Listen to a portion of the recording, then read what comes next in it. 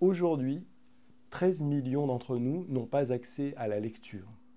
Pour nous, pour les membres du groupement Agence nationale de lutte contre l'illettrisme, pour son équipe opérationnelle, la capacité à lire, c'est la clé de voûte qui relie les grands défis qui se présentent à notre société, qui relie les grandes transformations que nous devons affronter, les transformations numériques, les transformations climatiques, les transformations au travail.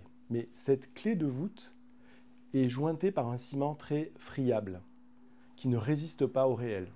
Il ne résiste pas au réel puisque une personne sur 10 dans notre pays ne maîtrise pas les compétences de base, c'est-à-dire la capacité à identifier des mots, à comprendre un texte simple, mais aussi la capacité à s'orienter plus librement dans un maquis-d'idées, dans l'action, la capacité à faire face aussi à des transformations dans son environnement. Le problème n'est pas nouveau dans notre pays, et si l'illettrisme a commencé à reculer avec la mobilisation des pouvoirs publics, des entreprises, de la société civile aussi, le phénomène persiste puisqu'il concerne 1 500 000 personnes et l'électronisme s'installe. Quand on grandit dans les quartiers les plus pauvres, dans les régions d'outre-mer, on a 2,5 fois plus de risques d'être confronté à une situation d'illettrisme. C'est pourquoi nous devons faire toujours plus et mieux. Des gestes forts, collectifs, comme ceux de l'Alliance Lecture et Énergie, doivent être pris pour garantir à toutes celles et tous ceux qui agissent un cadre stable pour améliorer la prise en charge des personnes confrontées à l'illettrisme. Il n'y a pas d'objectif plus rassembleur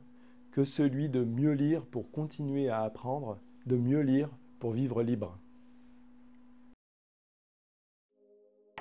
L'Alliance pour la lecture et ses membres vous propose du 30 janvier au 30 juin 2025 d'organiser ou de participer à un atelier régional autour de la fresque de l'Alliance pour la lecture, créée avec l'illustratrice Carole Schex.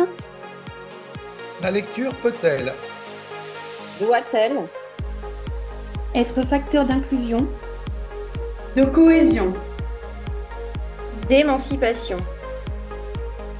Quoi? À quelles conditions? Pour se rencontrer, de comprendre, débattre, faire alliance, pour trouver ensemble des chemins d'accès à la lecture. Par une investigation collaborative et préparer les 3e rencontres nationales pour le développement de la lecture. Du 30 septembre 2025 à Lyon. Toutes les informations sur le site alliancepourlalecture.fr.